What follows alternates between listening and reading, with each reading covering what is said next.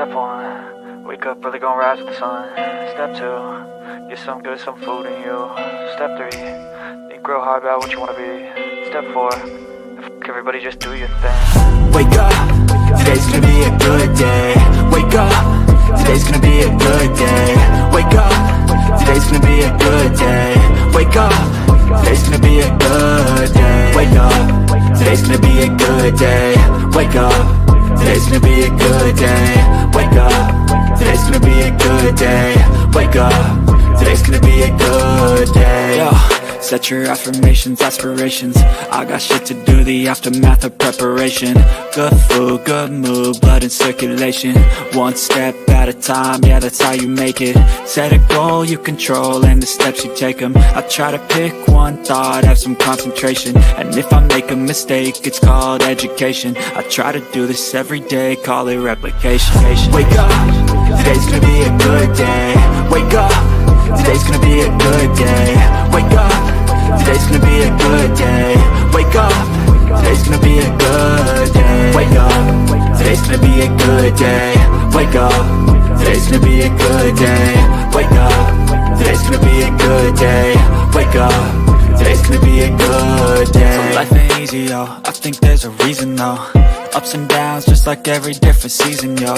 Sometimes I'm high, other times I'm barely breathing, though. I always gotta fight and hide from the demons, yo. Negative thoughts are poison, they rot. Head full of flies, so here come the clouds. They'll never stop unless I can swap all the bad for the good in my head when I'm lost. Yeah, so I'ma fake it till I make it. Positive thoughts are overtaken, I got patience. One day at a time is how you operate a cadence. A flow, you grow, you show yourself a foundation. Stay away from all the shit that causes temptation. I know that I like to do it cause of sensation. I live my life in my head like a narration. Don't expect greatness, do my best, man, I'll take it. Wake up, today's gonna be a good day. Wake up, today's gonna be a good day. Wake up, today's gonna be a good day. Wake up, today's gonna be a good day. Wake up, today's gonna be a good day. Wake up, today's gonna be a good day. Wake up, today's gonna be a good day. Wake up, today's gonna be a good day. Wake up early, gonna rise with the sun. Step 2, get some food in you. Step 3, think real hard about what you wanna be. Step 4, everybody just do your thing.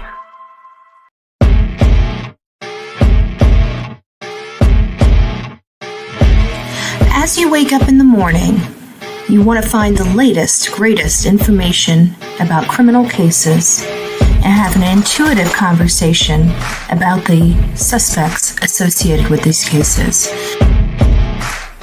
Head over to the Bullhorn Betty channel on YouTube.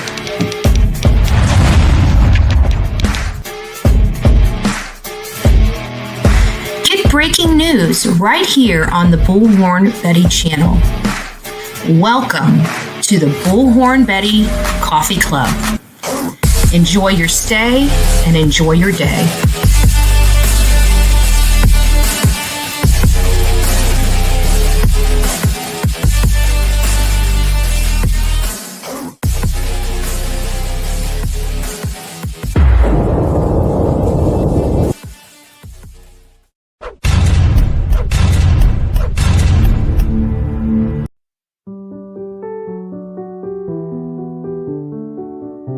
Tom, it's just a tough subject. A recent study by Brown University showed that nearly 450 children are killed each year by their parents. My daughters were picked up on a Friday by their father to spend the weekend, and that night he pumped carbon monoxide into their bedroom and slit their throats. Justice have begun for 2 children killed by their mother in Hopkins County. 9-year-old Hayden King was laid to rest today. Hayden's 4-year-old sister Harper will have a celebration of life service tomorrow morning. Here's a story that's breaking at 6 o'clock. It's all centered around the 3 people you see on your screen. The key pieces in a Middletown murder case. On the left is James Hutchinson. Police say the 6-year-old was killed allegedly by his own mother. East Los Angeles mother was charged today with killing her 3 young children. The youngest was less than 2 months old.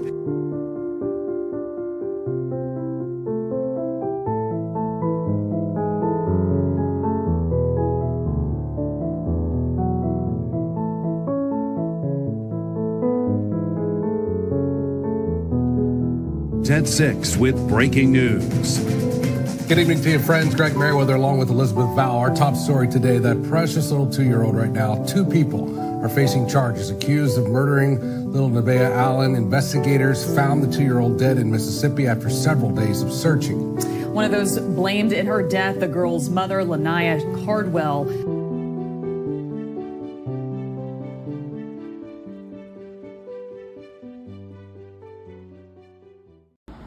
Hi, Bullhorn Betty.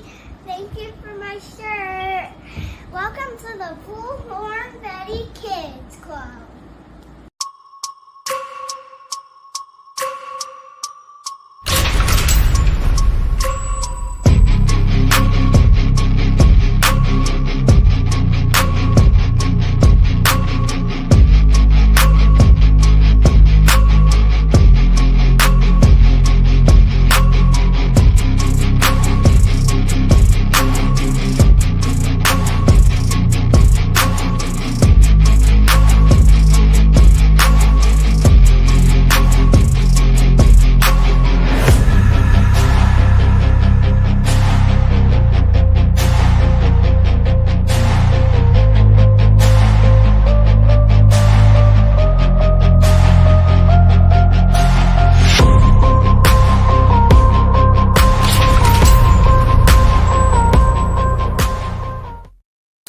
Well, hello, my people of YouTube. It's nice to see you this afternoon where we can have a conversation about Sebastian Wayne Drake Rogers.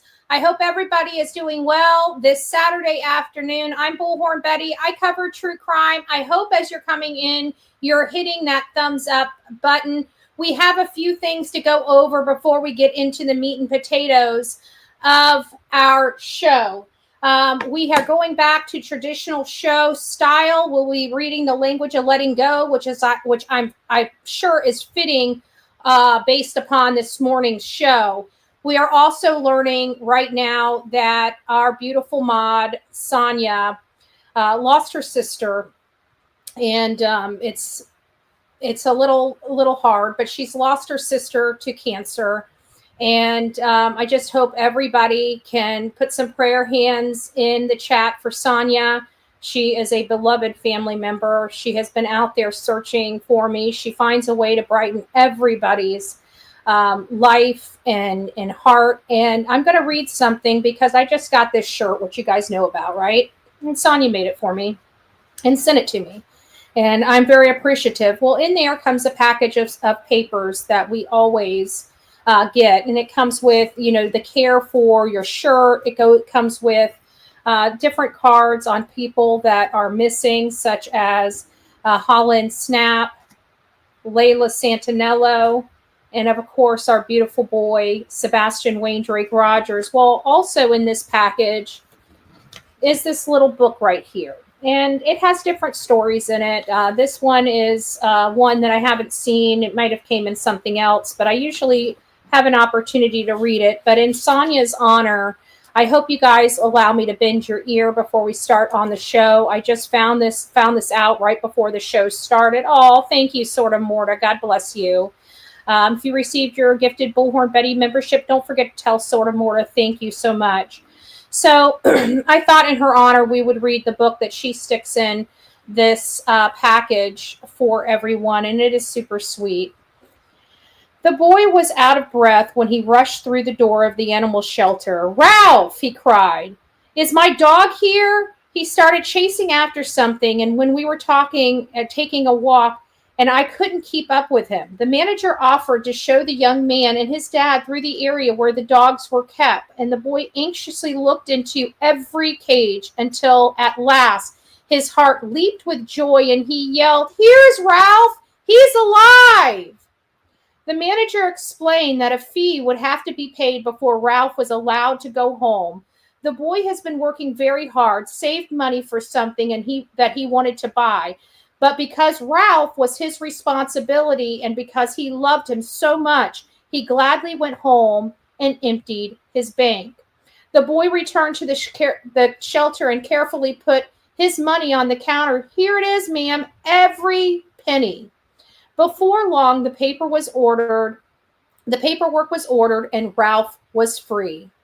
On the way home, the boy said, you're doubly mine. You were mine when you were a pup, and now I paid for you too. I'm never letting you go. This story illustrates the love Jesus has for us. Because he is the creator, we rightfully belong to him. However, like Ralph, we often spend our lives chasing things that lead us further and further away from God. Just as Ralph could not free himself from his cage, we are all bound by sin. All have sinned and come short of the glory of God. But because Jesus loves us, he came to heaven and willingly went to the Calvary's cross. Jesus bore the punishment of our sins and died, paying the price so that we can go free. He then rose from the dead and went back to heaven. The price has already been paid. All that's left for you to do is come to him. That means that you never stop running away from him. Stop pretending that he doesn't exist or that he doesn't care about you. Turn to him, believing that he died for you and rose again. You cannot free yourself from your cage of sin. Trust Christ to take away your sins and set you free. So those of us who love Jesus and have accepted him as our Savior, we can say we are doubly his. So I just wanted to read that. I'm very, very heartbroken over the news that we found today related to Sonia. And, she's my friend and I love her very much. And I hate to know that, she's going through this pain all over again. Many of you guys know she also lost her husband not too long ago. And, pain of losing someone is very, very difficult to deal with and changes us, in every aspect from childhood on up. Losing someone close to us changes us just a little bit, right? Yet Sonia, with all of the pains and struggles she still has the ability to make somebody else smile. So I know we can't make her smile today, but I'm hopeful that the love we show may make her smile tomorrow. So thank you, Sonia, for everything you do. Our prayers here on the Bullhorn Betty channel are with you and your family during this very difficult time. Also fitting from the this morning's episode, I thought maybe the language of letting go would be suited for today. And of course, I pick it up and I read it, and it absolutely is suited for today, especially with our conversation this morning. And for January 4th of the language of letting go says, know when to compromise. Sometimes compromise is important. Sometimes it's better to give in to someone else's wishes in order to have fun as a group or as a couple, or for the benefit of the team. Sometimes compromise is dangerous. We need to guard against compromising our standards to gain approval or love of someone else. Decide when you can and when you cannot compromise. If it's not harmful and you are ambivalent,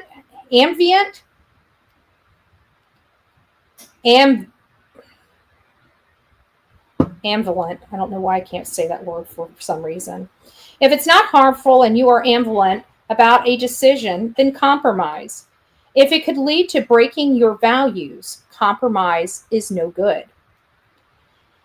Is it okay to have lunch with an attractive colleague if you're married? Possibly, but not if lunch will lead to dinner, which will then lead to more time spent together, culminating into an affair. Is it okay to go to the bar with friends after work? Maybe. But if it does not lead to one rational decision after another until you have broken your commitment to stay sober. Remember that what may be an acceptable compromise for one person might not be acceptable for you. Know your limits, know your value, and be aware of the dangers that can come from compromising them. God, help me be aware of my limits. Give me the strength not to compromise the values that I need to help me on my path. So take that for what you will. like I said, some decisions can lead to another decision, and it always starts with the rationalization of a poor decision. I think right now all I'm trying to say is, give it to God and let it go. Guys, we're going to go ahead and get started. Today, I'm just going to say a few brief words. As many of you guys know, President Jimmy Carter, former President Jimmy Carter, is being laid to rest today. And although he was a Democrat and everything like that, as far as the governor, he was a state senator, he was the president and the longest living president in U.S. history to date. That is Jimmy Carter. He has an impeccable record. And I just want everybody to know that although we may not agree on ideology, each person's life does matter. Jimmy Carter was a great president. This was back when they knew how to be statesmen. And it really, the lines were a lot more blurred between Democrat and Republican because many of us were all center. I don't know what's happened to this country over the last several decades, but it is what it is. And we just want to take some time and honor President Jimmy Carter today, as well, as hard as sometimes it can be. Guys, there's a story out there. Before we get into it, if you guys know about my prior, how I ran my shows prior to Sebastian Rogers' case, we go over a few cases that we've been covering or touched on and get informed for the first half of the show. And then the second half of the show is for the meat and potatoes, why we're all here. So I'm going to talk about this crazy case, and it's of a family, a religious family that was a foster family to two children, and they have lost their life just recently in a custody dispute. So this is the information that you guys need. And again, where did this? I can't remember this. I can't remember what state it came out in, but you guys would be very interested in it. But we begin tonight with the latest on that deadly triple shooting and double child abduction. Thank you so much for joining us for 7 News Detroit at 6. I'm Carolyn Clifford. And I'm Mike Duffy. 3 suspects are now in custody for the home invasion that happened overnight in Washtenaw County. A woman and her father shot and killed in their Northfield Township home. The woman's husband injured. 2 little girls seeing the nightmare unfold before they were kidnapped. And thankfully, those children have since been located in Ypsilanti Township and are now safe. Well, tonight we are hearing from a relative of the 2 killed. He says his sister and her husband were foster parents. Their father, Steve, who was living with them and was also killed, was a pastor with a huge heart. I will miss him tremendously. He was a great dad. He communicated his love for his family, both in words and in deeds. And Jenny lived to do the same as well. The cause of the shooting remains under investigation.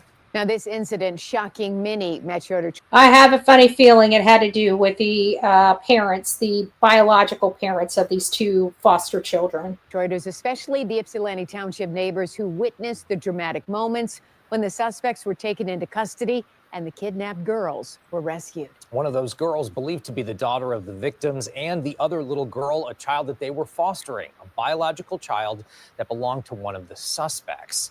They are sharing their experiences tonight with 7 News Detroit reporter Darren Cunningham. It was a night of confusion for residents here on Rowley Court as police swarmed the area. They say officers were looking in the vehicles and knocking on doors, leaving many residents curious about what the police response stemmed from and saddened once they found out. My kids was looking out the window. I guess it was a weird person walking past, smoking the cigarette, kept on walking back and forth, circling around the house. So my kids was like, Dad, they're getting closer, they're getting closer. So about time that they said they're getting closer, I came to look.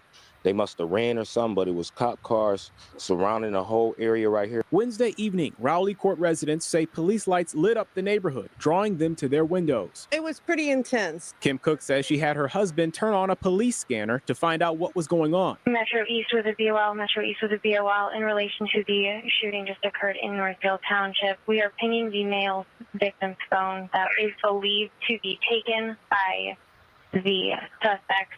It is pinging in the area of Berkshire and Sheffield in Superior Township. A double homicide and the abduction of 2 children from a home in Northfield Township. That was pretty quick to ping a phone. Just FYI, did you guys notice how quickly they were able to ping a phone?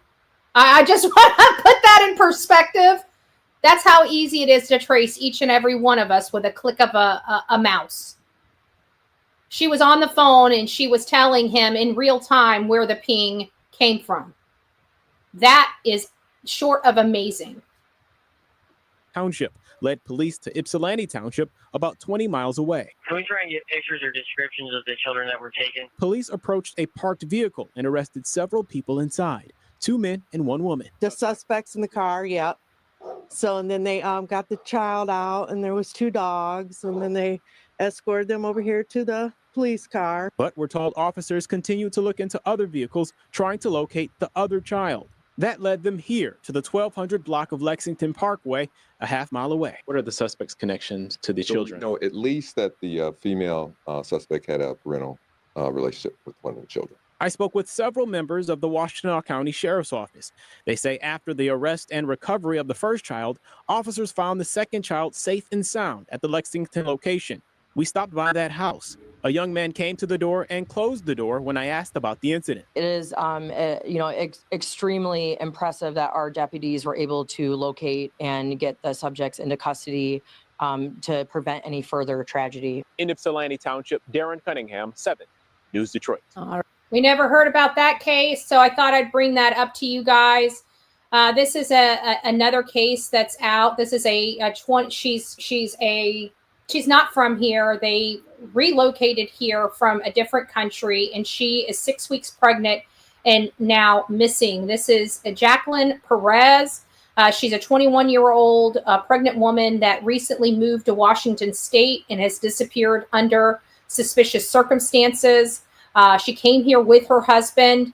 Her husband has not yet been named as a person of interest or a suspect in her disappearance. She hasn't been seen since October 13th. This is for my Washington State family, Coffee Cup family. If you guys have seen her, she is pregnant. Please reach out to your local law enforcement if you see her in your community or know her whereabouts. We also talked about Stephanie Damrun. She's the teenager from Maine that this was a situation that was a little different. She, at one point, they said that she was fighting with her sister and took off out of the house. Well, she hasn't been seen or heard from. There's some weird stuff. And when we started looking into this, it was because the FBI put a reward out for her. And we know because of the Sebastian Rogers case, how unusual it is for the FBI to put out a reward. Yet they did for this young girl from Maine. She's 14 years old, another one that allegedly ran away from home, and she has not been seen or heard from since. They still have not found her location. She is still missing. If you know anything about her whereabouts, again, a child from Maine, she could be anywhere. Allegedly, she ran away from home after having a fight with her sister. There's just something hinky about this story. And if you guys remember when we kind of went over it a little bit more, I discussed with you the reasons why I think this story is hinky. But this story is very, very hinky. I'm just going to take a few moments and read this article to you guys because it is of a missing teenager. Federal investigators have joined the search for the teenage girl missing in Maine. Stephanie Damrun, 14, was last seen walking out of her house and into the woods, located on the west road of New Sweden on September 23rd. Maine police said social media posts on Tuesday in late, I guess they posted this on September 23rd on a social media post. Investigators have conducted many interviews and follow-up leads in Maine, nationally, and in Canada, state police said.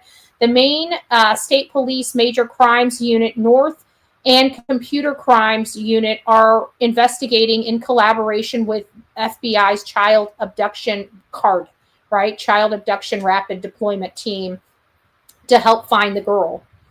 The Maine Warden Service and Maine State Police Canine Unit have searched large parcels of land near Stephanie's last known location. Authorities are asking the public for help in finding Stephanie, who is described as 5 feet tall, weighs 130 pounds, has green eyes, and shoulder-length black hair. If you have any information, you are asked to call Maine State Police at 800-924-2261 or 207-532-5400. That's 800-924-2261 or 207-532-5400. If you know where she's at or have any information, my suggestion would just be calling your local law enforcement. Now, this guy here, we covered him several months ago. This was right around the time, if you guys recall, that President Trump had the assassination attempt. Did it not pop up? The assassination attempt on. And this was a Florida golf course. A man was running for his life. This man was chasing him down with a tire iron. He was found fully nude, and he was ultimately arrested and taken in on, I think, second-degree murder charges potentially. So there's been some movement in his case where it popped up on AOL. The man accused of beating another man to death with a golf club on a course in Palm Beach County. A probable cause affidavit filed by Palm Beach Garden Police Department obtained by people alleges that Junior Boucher, 36, has seen by witnesses chasing down Brian Hilter. I can't even pronounce his last name. Hilta Beetle. I don't know. 65 with clubs on the first hole at Sandhill Cranes Golf Course. He's trying to kill me, he was yelling as he's running away from him. And I remember this very specifically and all the eyewitnesses that we put up on here. At one point, the witnesses told police both men fell on the ground and Boucher began striking the victim multiple times with the golf club. Boucher allegedly retrieved another golf club and struck him multiple times until both men fell into the pond on the first hole. Once in the water, police allege that Boucher jumped on top of the 65-year-old man and apparently choked him. The victims eventually stopped moving, at which point Boucher allegedly grabbed another golf club, struck him one more time in the head. Boucher then allegedly took off all his clothes and walked away, according to the affidavit. He was ultimately subdued with tasers and arrested. The victim was pronounced deceased on scene, and authorities after have found him in the pond, had deep lacerations to the head. Boucher, whom police said was positively identified by witnesses, is charged with first-degree murder.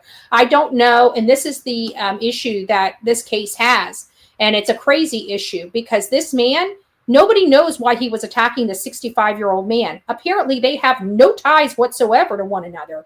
So this is going to be ultra interesting as to what in the world happened where this man attacks a 65-year-old elderly golf goer, retiree, and unalives him by beating him with a golf club and basically drowning him in a pond. I don't understand. I have never understood this story. I don't know if I will ever understand this story until more information come out. Law enforcement has held a lot of information about this case close to their chest, so I literally have no earthly idea why this ever even happened to begin with. So, what else do we have? I don't want to go over that one just yet. We'll do that later this afternoon. Oh, this is one that I was wanting to cover, and I did not cover because we were running short on time. I don't know how many of you guys are up with the news and everything like that, but there was a series of children that were having fractured bones. These are brand new babies in the NICU that were getting fractured bones, and people were wanting to know what in the world was going on with these kids, these babies in this hospital. Well, they did find the suspect, fracturing these children's home in this Virginia hospital. And it's this lady right here, right there. She's the one arrested, going to innocent little brand new babies, and hurting them. There is a special place in hell for this woman. A special place in hell. I'll read a little bit about it, and then we're going to move on. So, Police have arrested after a Virginia hospital opened an investigation into multiple babies who suffered unexplained fractures in the neonatal intensive care unit, what we refer to as the NICU. Henrico Doctors Hospital announced December 24th, this is right before Christmas, y'all, that it would not be admitting any additional babies into the NICU at this time after 3 babies were found with fractures in late November and into December. The injuries were similar to an incident involving 4 babies in the summer of 2023. On Friday, January 3rd, Henrico County Police confirmed in a release obtained by People that Erin Elizabeth Ann Strotman, 26 years old, of Chesterfield County, has been named a suspect in the case. She faces malicious wounding and felony child abuse in connection with the incidents that occurred on November 2024. Now, remember, they also said they had something going on in 2023 as well.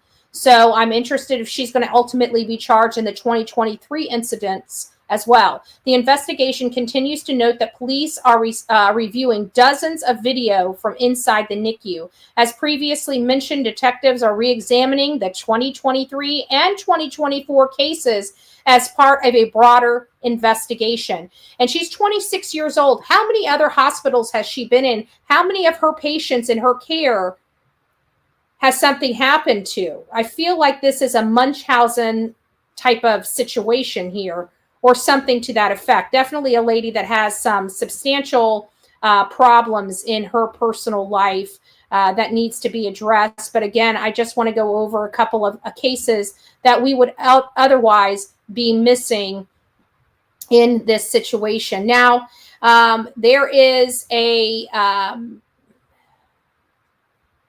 there's updates on this case. This is not the one I'm ready to go over just yet. Hold on, let me pull this back just a little bit. Thank you guys. I'll be going over and thanking each one of you guys individually. Oh, we have another update. This is a little bit scary. This is for all of my beautiful mail carriers, whether you are USPS, UPS, FedEx, or a number of Amazon drivers, right? People that deliver mail should never, ever, ever be worried about being in danger of their life. Now, maybe a car wreck or something like that, but to be in physical danger, you know, it's a little hard to believe, but that's what happened in this particular case, where a postal worker lost their life.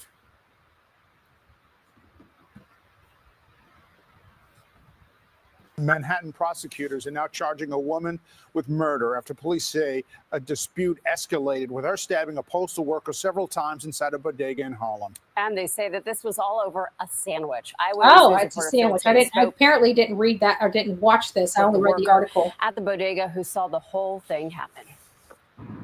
Good afternoon. That deli worker is back to work. I spoke with him just a short time ago. He says during this argument, he came up from behind the counter to calm down the situation, but his efforts wouldn't be enough. That's as an argument over who ordered a sandwich first turned deadly. Well, I just want you guys to hear that. Let's go back.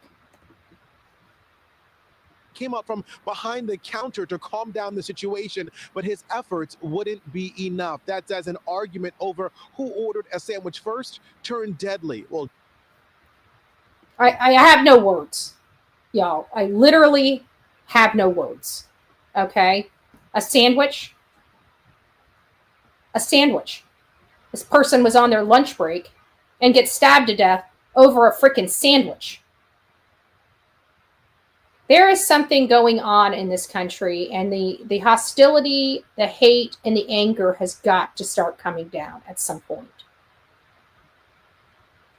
This person's family will never see them because they stopped in a sandwich shop and ordered a sandwich. The person that lost their cool and decided to unalive this person, their family is now ruined by their actions.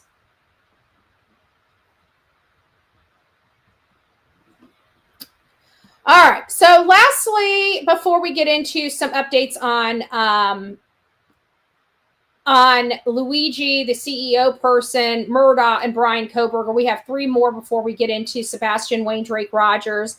This article that I'm about to pull up actually resonated with me because this kind of, I feel is, in all fairness, is spot on, okay? It is spot on because I think this is a lot of what a lot of law enforcement is dealing with in what we're dealing with right now. And it's about police officers spending more time searching for missing people than fighting crime. And I think this all touches us just a little bit. I think this is a great perspective. I want to read this to everybody. We have 5 minutes to get through this, Luigi, Murdaugh, and Brian Koberger, and then we'll get started on our topic of conversation, which, of course, is Sebastian Wayne Drake Rogers. But I thought this article was interesting. Frontline police spend more time searching for missing people than fighting crime, a senior officer has revealed. Officers in some force estimate up to 30% of each shift is consumed by missing persons inquiry, while just 5% go to investigating burglaries, theft, and other incidents. Chief Inspector Alan Reese Cooper of the National Police Chiefs Council said time spent seeking missing persons varied from force to force, but was significant across the country. The response officers are spending more time looking for missing people than they are spending on investigating crimes, he added. Mr. Reese Cooper, chairman of NPCC, Missing People Policy Group, carried out a peer review in one force where response officers said they were spending between 25 and 30% of their tours of duty looking for missing people and spending less than 5% investigating crimes. He said the impact frontline officers who attending incidents, who are also attending your burglaries, robbery reports, domestic abuse report, etc. And they also say figures from UK missing persons show forces conducting 745 investigations in England. So this is an issue that is also very much consuming America. I think that this shows the problems that we're having from a law enforcement's perspective when it comes to missing persons. Did it change our opinion that they should be looking for these people? Of course not. Of course not. But it does show you why it's so hard to cover all of the missing person cases that we have in this country because of the amount of missing people we're dealing with. There's so many missing people. Even we focus on certain criteria in order to cover the case because there are just so many. You know, one channel could never, hell, all of our channels in the true crime genre could never handle all of the missing person cases that we have in our country alone. People don't realize that. Before we get started on Luigi, we're going to get an update on the CEO. We're going to get an update on Alec Murdaugh, and we're going to get an update on Brian Koberger. Briefly, before we move on, I just wanted to take a moment and thank the Real Me Too. Melanie, thank you for giving Sonia your prayers. Shelly, oh, thank you so very much. Our beautiful Sort of Morta gifted 5 Bullhorn Betty memberships. So if you received your Bullhorn Betty membership, please don't forget to tell Sort of Morta thank you and welcome to the family. Welcome to the family. Jody, thank you. You're the newest member of this crazy crew we call the Coffee Club, i.e. the Insane Asylum. Our beautiful Melanie also gifted a Bullhorn Betty membership. Don't forget to tell Melanie thank you. Our beautiful Ginger says prayer for Sonia. I've never met her, but I know she's a wonderful woman. Praying for all of you who are struggling. Thank you so much, Ginger. That was super sweet, and she is a wonderful person, period. She's definitely better than Betty, okay? I know we have Be Betty fan, be a Betty, but Sonia's better than Betty, okay? She's just a good person, and I love her to death, and I hate knowing that she's in this kind of pain. It's just sad. It's just sad. Jody, thank you for gifting a Bullhorn Betty membership. So if you received your Bullhorn Betty membership from Jody, don't forget to tell Jody thank you. Grace upon Grace says, love the advocating for those who can't advocate for themselves. Amen to that. Sebastian Strong. And Panda Bear's mom, thank you. Thank you. Thank you. God bless you. I appreciate you as well. Thank you guys so much. We will be turning the phones on a little later, depending on whether we meet our goal or goal. It'll depend on how long the phones are on for. So I look forward to hearing from you guys related to the topic of discussion. Now, as I stated, we're going to be talking about Luigi. This comes with a lot of mixed emotions, guys, because there is a younger part of our population that idolizes this man for what he has done. Me, personally, I don't believe that anybody should lose their life because somebody doesn't like their job. I'm sorry, I do not believe in vigilante justice. If you have a problem, you use the court systems. That's what the court systems are here for us to deal with some major problems we have before it ever gets to this. That's the whole purpose of our civil lit across this country. We have problems, we take it to court. What we don't do is we don't take matters into our own hands like this man here. I condemn this man. There's nothing in my world that would ever you guys know what I'm saying, empathize with this person. I will not do it. I do not understand his behavior, and I am very worried for our country if our young people idolize what this man did. It should be condemned. This man that ran the United Healthcare, he had a job to do, period. He had a job to do. Let me break it down for the people that think that this is cool. If insurance companies can't turn a profit, guess what? There would be no insurance companies. Okay? If they were running at a loss, I just want any business major in my chat to explain how you can run a business at a loss. Now, I'm not going to sit here and state and go through. I hate insurance just as much as the next person. But to murder somebody, to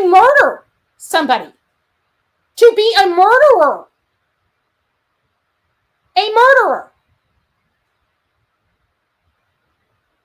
never, ever do I hate insurance that much that I would become a murderer. And that's what he did. All right, guys, so let's just go through this real quick. So obviously the part of this is they have upgraded his murder charge. They have indicted him on terrorism, as the title says. So the New York grand jury has indicted Luigi Mangione on terrorism charges related to the December 4th killing of United Healthcare CEO Brian Thompson. The grand jury voted to indict Mangione on second-degree murder charge as crime of terrorism, indicating that accused killer had the intent to intimidate or coerce a civilian population, influence the policy of a unit of government by intimidation or coercion, and to affect the conduct of a unit of government by murder, assassination, or kidnapped, because he's trying to change medical and insurance laws by the use of force and murder. No different than a third world country. Definitely not somebody that we should ever be idolizing or looking at like they've done a good job or they helped the American people or they somehow did something. Because let's face it, this man did nothing for me. He did nothing for you. He killed somebody that was a father, a devoted father to his children and his wife, and took him off the face of the earth because he doesn't like him and doesn't even know him. He just doesn't like his policies. This is a problem for me. So even though Alec Murdaugh is broke as a joke, he has now been required to pay a significant sum, some $14 million back to the insurance company for his housekeeper, whatever I can't remember what her name was. And I don't think we covered it yesterday. What was her name? Setterfield, right? Setterfield or something like that. Anyways, this is related to his co-conspirators, and Corey Fleming is taking claims to trial, maintaining innocence. We know about Corey Fleming. Nautilus Insurance originally filed a suit in order to recoup the $3.8 million it says Alex obtained by falsely claiming when he filed life insurance for his late housekeeper. There it is, Gloria Satterfield. Federal Judge Richard Gergel ruled in favor of Nautilus Insurance Company and their civil claim against Murdaugh for conspiracy, unfair trade practices, and damages, and ordering $14.8 million in damages for the civil case, which we all know Alec Murdaugh has no money to pay it. So, but they got the order. Anything he owns in the future will probably be under that order. And here is just a little bit about Bryan Kohberger. Lawyers for Bryan Kohberger said the prosecution broke rules of discovery by failing to include opinions and reports and expert disclosures. Newsweek has reached out to Latah County prosecuting attorney by email for comment Friday afternoon. Why it matters is Kohberger 30 is now facing 4 counts of first-degree murder and 1 count of felony burglary. He is accused of fatally stabbing the University of Idaho students. We all are very familiar with this case. Madison Mogan, Kaylee Gonzalez, Xander Knodel, Ethan Chapin in their home just on the outskirts of the campus grounds. And the defense filed the motion to compel material and for sanctions December 27th in a document. Kohberger's attorney alleged that the bulk of the state's expert disclosures do not include opinions and reports. These inadequate disclosures greatly prejudice Mr. Kohberger, who is obligated to submit a defense guilt phase experts disclosure by January 23rd, 2025, his note wrote.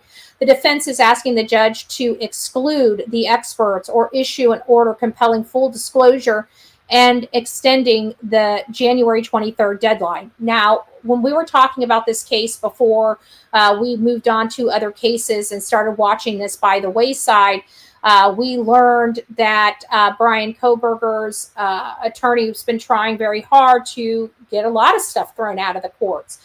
And I told you at that time, their main goal right now is to delay.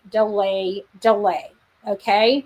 And that is their main goal, is to delay. So I'm hoping that this judge in Boise keeps that August 2025 trial date on the books and allow them to work around this as much as possible. But it is possible because the tactic of the defense at this point is to delay. So I'll keep you guys posted as to whether Bryan Kohberger's defense is going to be successful in pushing it back from that August 2025 trial date deadline. I think this is giving them enough to work with, but who knows? So now we're going to start moving over to our topic of conversation, and that is Sebastian Wayne Drake Rogers. He went missing when he was 15 years old on February 26, 2024. He has not been seen, heard from, been identified by a scent dog, seen on camera, or seen by any third party since the evening of January 25th when he was at the Texas Roadhouse Grill with his mother. This case has kind of been a shit show in lack of better words, right? It's been a complete, utter shit show. At first, it was blamed on me. It was blamed on Tony. It was blamed on Seth. It was blamed on everybody but the people that were responsible in turning this into a shit show. And those those blinders have been removed from most of us, right? Because we've watched this case unfold. We know who is causing all the problems. We know who is not causing all the problems. And it's really been very hard to watch as we pray for this young man to come home and to come home safely, as well as the people that are involved looking for him. You know, we all want to pray for him, but we also know people that are doing this for clicks, views, and attention. And those people typically come 10 months later, say with a parent that has not bothered doing anything but sitting on their rear end and doing nothing while trying to shut everybody up about their missing child case. So that's the situation that I feel that we're in with this case. And of course, you know, over the last several weeks, bombs have been dropped and give us a little insight, a little more and further insight into what happened to this young man. So first, I'd like to start out with what has transpired, this spiraling effect of all these hate channels. Well, one is they tried to do a smear piece on Seth Rogers by utilizing an email that was only one-sided. It did not put into context what that conversation was about. So the national spokesperson for Seth Rogers, many of us know him, Tony Mathis, decided to go on a live and explain these things. And it was on Mr. and Mrs. E Crimecast live when they were wanting to know what was going on with this email and just wanting to clear up some information. And what was learned and derived from that, which I don't believe this was a side effect of this this smear that went terribly wrong for them, and it has created this spinning out of control of their narrative situation that happened that was on full public display for the last several weeks, right? And so what had happened is the real information came out that Chris and Katie were trying to rehome their son any place and every place they could put him just to get him out of the home. And they were wanting to send him to a horrible school, the Bledsoe School for Boys in Gallatin, which is riddled with a bunch of abuse complaints and other things, even other states arguing about whether to ever use them again to put out-of-state boys in there that are in the government's custody and control. So they're having issues where even like say Virginia, right? I think one of the states, one of our western states or eastern states here had been sending them and actually approached the Department of Children and Family Services because they were concerned about sending any more boys to the school. And that is a true story. I did read it. I don't remember the state, so don't hold me on the state, but I know it was definitely related to one of the states that were sending children, out-of-state children, to that school and said they can't do it anymore because of the level of abuse and complaints coming from that school. And that's where they wanted to send Sebastian. So Seth's like, no, he didn't have he had no way of sending him to school because he wanted to do the online school. It took, there's an approval process and a waiting list for the school. So they were trying to find anything and everything that they could, where they could put Sebastian until his dad could take him. This was back in October 2022. Well, then they found out that these schools were somewhere in the range of $7,000 a month and realized they could not afford these schools and decided to keep Sebastian with them while Seth worked on getting him full time.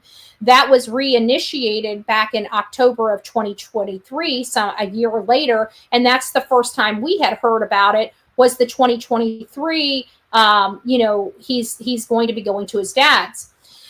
So long story short, that came out with the other information that there weren't just one or two CPS reports, there were 5 CPS reports. Well, this ignited the narcissistic behavior of one of the step-parents in this child's case, and they decided to start smearing even more and trying to have their family, so their hands are clean. When their content creators won't run a story, Mommy Dearest will run a story to get people talking again. So then now they, instead of addressing that, they just go to Seth is a pedo, right? And then all of a sudden you got SF running these bunk reports that we know have been debunked over and over again, showing his unprofessionalism and his willingness to do what it takes to try to help get his clients off instead of investigating the case as it's supposed to be investigated in accordance with his license, right? So then that was so those were the 3 distractions that came out the gate. The fact that they were trying to make it look like Seth was the one trying to get rid of his son, then the 5 CPS reports, then actually 4. Mommy Dearest writing that Seth's a pedo, and then the bunk reports from the unscrupulous PI. 4 different things back to back. Boom, boom, boom, boom, boom. Right? So that caused a lot of stress behind their scenes that I can only imagine. This is assumptive thinking, right? Stuff was going on behind the scenes. Pressure is mounting. All of a sudden, we've got Elevated Truth coming out saying, what is going on? And why are you, all this stuff? Why are you throwing a YouTuber in jail, but you're not going after a dog that threatened to kick in your front door? And, what about the truck? And it's like, huh? Truck. And then we find out there's a possibility of CP's truck being in the area the night Sebastian Wayne Drake Rogers disappeared. And that was mind-blowing, but nobody really ran with the story. Why? Because the manufacturing of distractions and misinformation started pedaling in high gear. The stepfather goes up on panel, condemns everybody, right? Tells them, no bashing. Let's stop the bashing. And then ever since that live ended, those people on that channel have done nothing but ramp up the bashing on Seth, a person they know had nothing to do with the disappearance of Sebastian Wayne Drake Rogers. But none of us fell for this nonsense. So now what's the new distraction? Miss Bobby and her sons were lying in wait to snatch Sebastian out of his bed. Who believes that? Bullshit detected. Take precautions. The lie detector test determined you are a liar.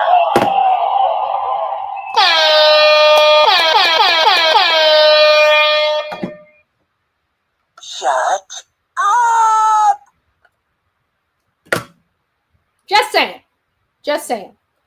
So all this stuff is going on, and now we find out that these fake searches are just ways for everybody to get together and pass a straw around. But we don't want to get into that, We don't want to get into that. Oh, good gracious, how did this pop up on my screen? I'm so sorry. I didn't mean to. This is an accident, y'all. I can't seem to stop it. I want you to give me a few words on law enforcement. I can't seem to stop it. I don't know what's happening here. Oh my goodness. How did this happen? This shouldn't be on my screen. I'm so sorry, guys. This is a mistake. I really didn't mean to do that. Oh my gosh. Oh, good gracious. I'm so sorry, y'all. I'm trying to get it to quit behind the screen. I can't seem to stop it fast enough. Oh my goodness. What is this? Oh, what a beautiful place. What a beautiful place that is. It looks so peaceful and serene. I wonder what anybody's doing out there. Are they fishing? Oh, what was that? What? Oh man, that's a long little snort there, isn't it?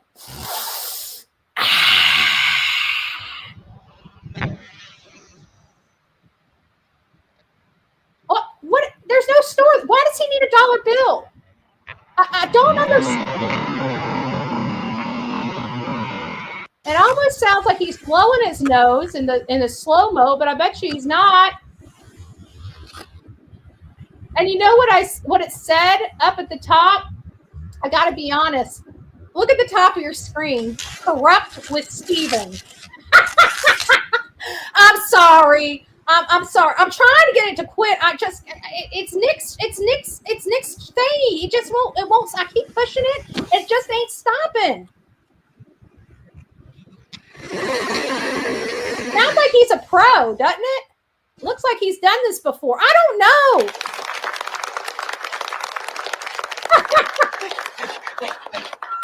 It's a little loud.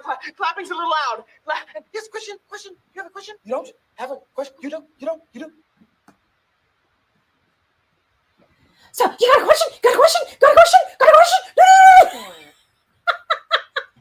I'm so sorry, Delilah. I'm so sorry. I didn't mean to scare you. You want to be my straw buddy? I heard you like. I think she like. I think. Do you like straws? Oh, you like to chew them. Do you like to put them up your nose? What do you mean put them up? I don't know. Somebody likes to put them up their nose. Where do you put your straws? Oh, she chews her straws. She chews her straws. I don't know. I don't understand. Come say hi to everybody. Quit being such a shy girl. Come say hi. Come say hi. Say hi. Say hi, everybody. Yep, there's my paw right there. It's all better now. My mommy's okay. You see all those people out there? Look at them. Look at them all. I'm just joking. I'm sorry. I'm sorry. I just meant to I don't know how that clip got up there. I think Nick did his his technical issues. I think he's the one that plugged that video, and I'm so sorry. I didn't mean to do that. I thought I handled that this morning. I'm so sorry, y'all. That wasn't what I was trying to talk about. I'm so sorry. This is really what I was going for right here. I just hit the wrong button, and I couldn't stop it. It just kept going and going and going and going. All right, so here's an update for Sebastian Wayne Drake Rogers. This was from yesterday. I'll check to see if they put one out for today. I don't think they have yet.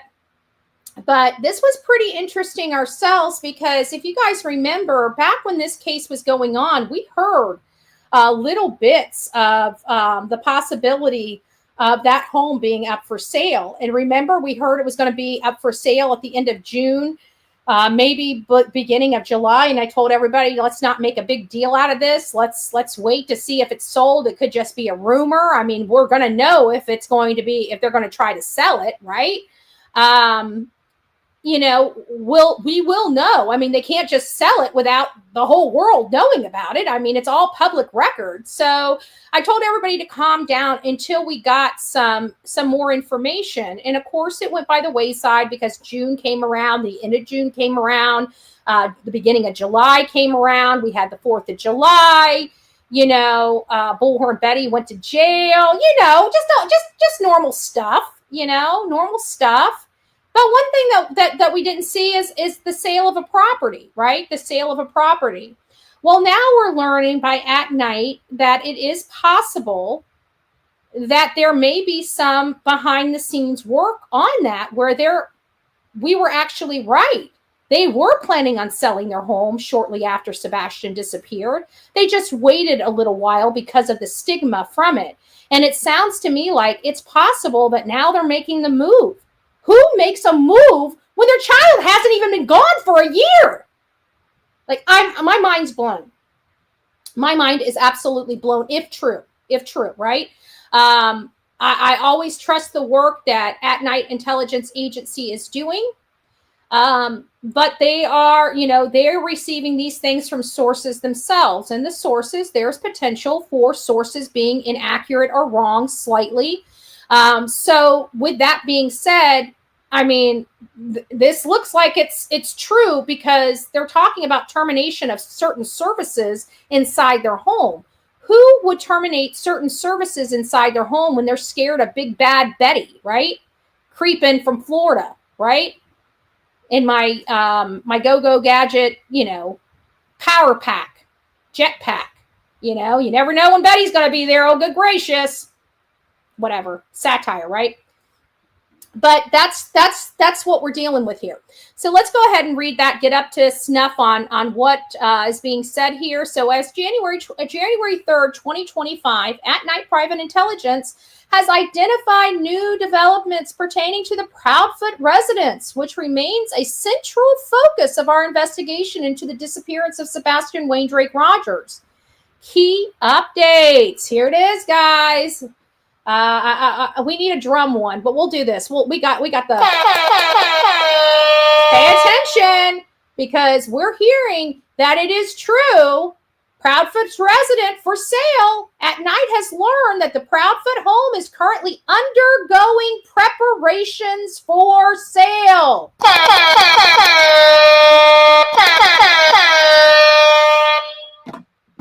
Potentially through private channels. They're trying to find a private buyer for their home so they don't have to put it on the market.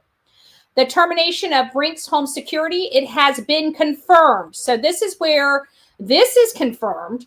And and if they say confirmed, I definitely believe At Night Intelligence has confirmed the information. It has been confirmed that the residence has terminated its Brink's home security service and did not have active coverage during crucial timeframes. So it sounds like the security is terminated. Or at least the service contract. I don't know. They said they have confirmed it. I don't know how they've confirmed it. I'm not part of the intelligence agency. Continued focus on cyber stalking investigation. At Night encourages the public to remain vigilant and continue providing information regarding the ongoing cyber stalking campaign, which has now escalated into a criminal investigation spanning multiple states. We are actively collaborating with law enforcement and legal experts to ensure that those responsible for these campaigns are held accountable. If you have details regarding these developments or any information about cyber stalking activities, please contact us at litigation@atnight.agency. You can email case tips to Sebastian at manhunts.one. Call 844-922-3236. Dog the Bounty Hunter's tip line at 833-TELL-DOG. Our commitment at Night remains steadfast on our mission to uncover the truth and bring justice for Sebastian Wayne Drake Rogers. With the public's continued support, we will ensure accountability and transparency in this case. Thank you for your vigilance and cooperation. You guys all know the number to the law enforcement as well as At Night, but you can always go to At Night Private Intelligence if you need to get that information or would like to see that post for yourself. Now, many of you guys know the Lore Lodge. Dun, dun, dun, dun! The Lore Lodge. We love the Lore Lodge, right? I don't necessarily agree with everything that he says, and it doesn't really matter about agreeing with everything everyone says. It matters about whether they're taking the time to analyze a case and try to get to the resolution or, the conclusion of the case, right?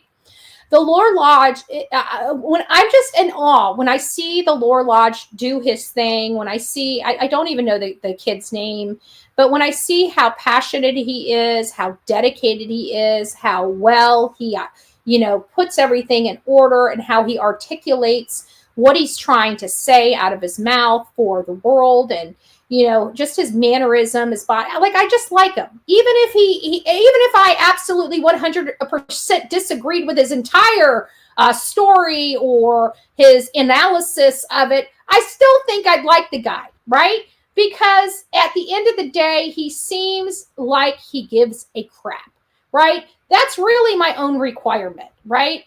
My own requirement for anybody that I work with, collaborate with, talk about. It doesn't matter about whether I agree with them. It matters about whether they're doing the right thing because it's the right thing to do and they're doing it the right way, right? And he gets the check in all of the boxes, right? He's got a huge platform. He's very dedicated to his audience. He always thoroughly reviews, researches, investigates. It's just a breath of fresh air, in all fairness. The Lore Lodge is a breath of fresh air, just like Mr. and Mrs. E Crimecast, right? The level of research that's done and put into their shows is amazing. It shows. We put a lot of work into our shows as well, but we don't go through everything as nice and fluid as they do. Ours is a little more choppy. We have a lot more boots on the ground and, information coming from different types of sources than just, electronic sources. So it's just a little bit different. Now, I love the way he's analyzing this case. I still don't agree with 100% of everything he analyzes in this case. I don't have to. I just have to appreciate his work and his craft.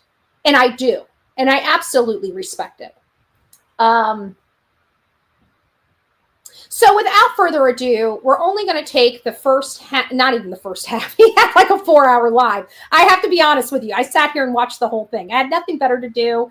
I was sitting here working. I put it up on the big screen and I let it run from the beginning to the end, and occasionally went in the chat from the phone, right? I love the phones. I love the whole, connecting to TV, because even when I had to take Delilah out to the bathroom, I took it back from the TV. I was able to push a button and it came back on my phone and I was able to go out. I never skipped a beat. When I came back in, I was able to push a button and it went back on the screen. I love it. I love it when things work, right?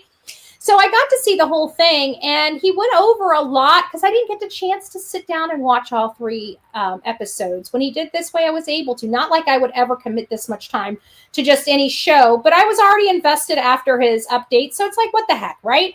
So now he was able to merge all of those together into one video, in addition to having the updates up front. So we're going to be at the front. We're just going to get his updates and his, because if you guys haven't watched the rest of his shows, or you haven't watched this link, I'm going to behoove you to go over to the Lore Lodge and watch it in its entirety. It was very informative. Again, I don't believe, I don't agree 100% with all of his analysis, but I appreciate his craft and I appreciate his experience and expertise and the way he explains it, right? And I think he's got, he to me, just amazing. Okay, so I'm done fan crushing over here. Let's get on to the little bit of information. I can't remember how many minutes it is, but it's looks like about 15 minutes, and then we'll open up the phone lines. In March of 2024, a young man by the name of Riley Strain disappeared from a Nashville bar. And while I was looking into his case, I came across the name of another missing boy in the same general area, Sebastian Rogers. I gave his case a quick once-over in order to see if there were any potential connections, but from what I could tell, there weren't. Riley was 22 and a student at the University of Missouri who vanished while on spring break, whereas Sebastian was a 15-year-old on the autism spectrum who disappeared from a rural neighborhood miles to the northeast. There just simply wasn't any connective tissue, and Sebastian wasn't our kind of case. I wish I had paid more attention. Several months later, I received an Instagram DM from Nashville country artist Brazen Cyrus asking if I'd looked into the case at all and if I'd be willing to give it a shot if not. I said yes, and the result was a 3-part series in which I came to the conclusion that, in my opinion, everything points towards Sebastian's stepfather as the perpetrator of a kidnapping. Now, before we go any further, I do want to say that if you haven't seen our series on this case, I'd recommend skipping to the end of this segment as we've compiled all 3 parts into this episode for easy viewing.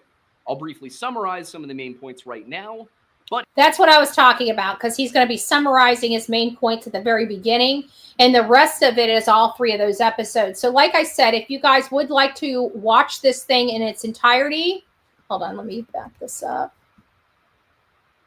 If you'd like to watch this episode, hold on, let me get it. I'm going to put it down in chat right now. You guys are more than welcome to go watch it after we're done with our commentary on this. But I like this guy. He's very informative. And you know what I like about him is that he is nice, but he gets rough around the edges. And I like that because it shows me he's not scared of asking tough questions if given the opportunity. And I love that. I love that. And he seems like he would know what questions to ask and how to ask them without having to overtalk the person that's, speaking or the interview. It seems to me like I've looked at some of his other interviews. He knows how to ask the question and shut his mouth, and he knows how to take information and respectfully, ask them about it. And there's been times that he's gotten a little rougher, right? So I appreciate that. if you're new to this story, there's a lot of details that you'll probably want to know about, because nothing about Sebastian's disappearance supported his stepfather's claim that he simply ran away from home, aside from Chris Proudfoot's admitted history of whipping his autistic stepson with a belt on at least 2 occasions. Sumner County law enforcement, on the other hand, was not necessarily of the same opinion, and at the time I was asked to look into it, the investigation appeared to be at a standstill. It seemed that the sheriff's office wasn't necessarily on the same team as the Tennessee Bureau of Investigation, and furthermore, they refused to request the involvement of the FBI. Not only that... Did you guys hear that? I want you guys to hear that. It didn't sound like Sumner County was working well with TBI. Wonder why. And at the time I was asked to look into it, the investigation appeared to be at a standstill. It seemed that the sheriff's office wasn't necessarily on the same team as the Tennessee Bureau of Investigation. Wasn't on the same team. And furthermore, they refused to request the involvement of the FBI. Refused. Just FYI. Not only that, but by labeling this as strictly a missing persons case, they prevented the Bureau from claiming original jurisdiction. Wow. Listen to that again. Refused to request the involvement of the FBI. Not only that, but by labeling this as strictly a missing persons case, they prevented the Bureau from claiming original jurisdiction. Wow. By them doing that, they withheld this case in their jurisdiction. That's pretty concerning. At least that is what the publicly available information suggested. But this isn't a missing persons case. It never was. If we look at the basics, forensic analysis of the scene showed no sign of Sebastian having left the house on foot. He hated being barefoot, and yet all of his shoes were left behind. And even if he had left the house without shoes, it was cold, and he hated being cold.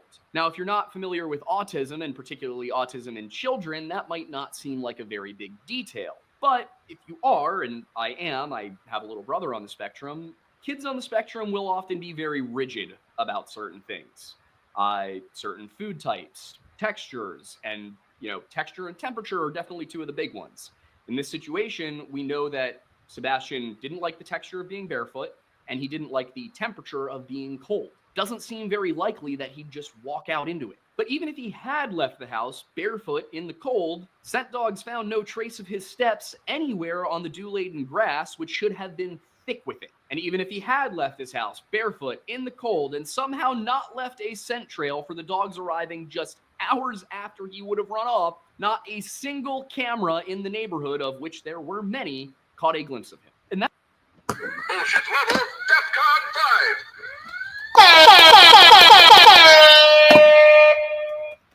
could have been thick with it. And even if he had left his house barefoot in the cold and somehow not left a scent trail for the dogs arriving just hours after he would have run off, not a single camera in the neighborhood, of which there were many, caught a glimpse of him. As it turns out, Chris Proudfoot, Sebastian's stepfather, has a history of familial issues. While the allegations made by Nina Gomez, his fourth ex-wife, are of course a little suspect due to the nature of their relationship, the court records aren't. And Nina accused Chris of attempting to kidnap their daughter Faith by seeking a restraining order against her through the Tennessee court system. Now, this is important because if you guys know anything about the Lore Lodge believes that somebody in the family kidnapped Sebastian Rogers.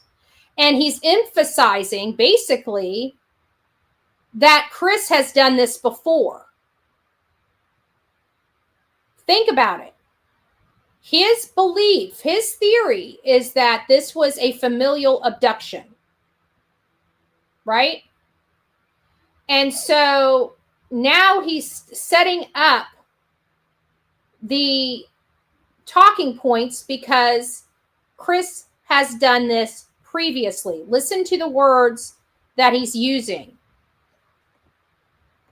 The nature of their relationship, the court records aren't. And Nina accused Chris of attempting to kidnap their daughter Faith by seeking a restraining order against her through the Tennessee court system. Right there. So that is, in my opinion, him showing the behavior that it has previously been done. When Chris then lost that case due to a complete lack of evidence that Nina was in any way a danger to him or their daughter, she left the state and fled to her parents' home in New Mexico, where she filed her own restraining order. A bitter divorce proceeding then followed, in which Chris repeatedly sought to obtain primary custody throughout this court battle and then even afterwards. This too backfired, as Chris was ordered to take 12 hours of high conflict behavior skill training and 24 hours of parenting skills courses. And then once again, he fought the court's decision and lost. When we put out the final portion of our series, the most recent entry into that record was a notice of a hearing set for September 18th, 2024, requested by Chris. And just reading the court records, it's hard to say exactly what's happened since, But a bench trial was held on that date, and a domestic relations hearing report was filed on the 10th of October. The last update in the record as of December 26, 2024, the day on which this script was written, simply reads CLS Order Approving Hearing Officer Report. The most relevant detail from those records, however, is the timing of Chris's renewed assault on Nina's parental rights. So we're hearing all this laid up. This is after Sebastian disappeared. What he's referring to is after Sebastian disappeared. September of 2023, Chris motioned to relocate Faith Gomez from New Mexico to Tennessee. September 2023, 1 month before approaching Seth again to take his son. And around the same time, he began laying the groundwork to have Sebastian move in with his biological father, Seth, at the end of the 2023 to 2024 school year. And all of this was in line with comments Chris would later make, which suggested he didn't want Sebastian around his daughter. And at one point, he allegedly told Seth that this was in fact the case. So there was a reason why he didn't want Sebastian around his daughter. Many people said it was for SA type of reasons. Yet we learned just on ET's channel, he had none of these behaviors or traits or interests, as the stepfather would put it. To Pascal from the Pascal Show on April 5th, 2024, Sebastian's dad told the host that people were asking why Chris didn't want Sebastian around his daughter. According to Seth, Chris said that if he tells them, people will stop looking for Sebastian. Now, this fully conflicts with the multiple times that Chris told various interviewers that Sebastian going to live with his dad had nothing to do with Faith. Nothing to do with her. Remember, he shamed every one of us for even thinking that his custody case had anything to do with Sebastian. Those interviews, in my opinion, are the nail in the coffin. You see, over the months following Sebastian's disappearance, Chris and Cathy Proudfoot appeared on numerous TV programs and YouTube channels. From interview to interview, their story changed repeatedly. And that part is what we gave the most attention to, and in my opinion, it's very clear that Chris Proudfoot wasn't just remembering things a bit differently each time. He was just lying, and about a number of things that, were he innocent, there would be no point in lying about, in my opinion, allegedly. Allegedly.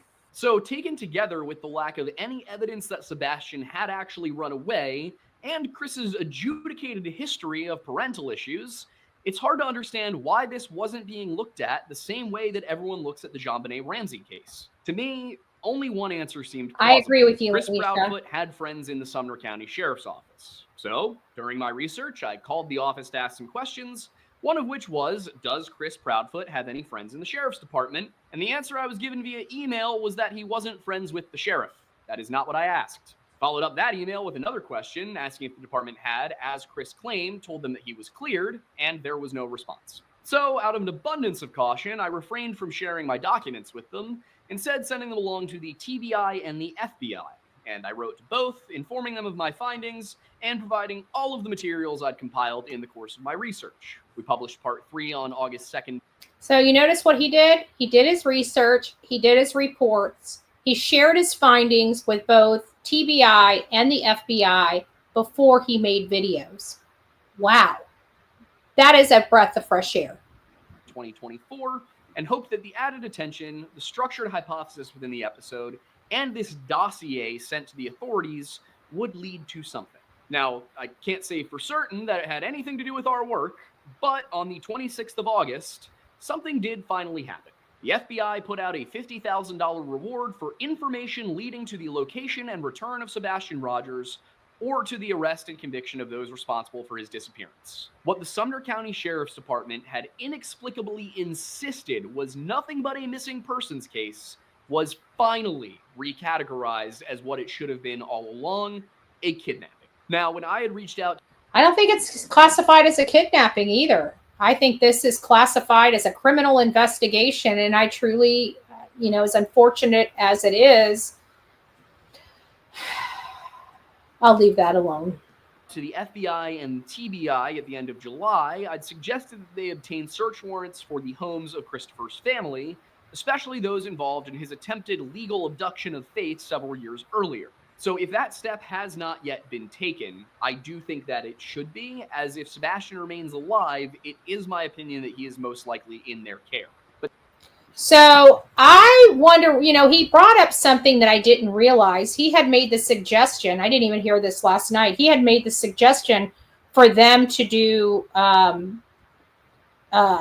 like searches of the properties for the family.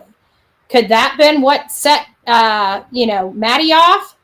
Could that have been what set her off to call Seth a pedo? Did they do a search warrant of her home?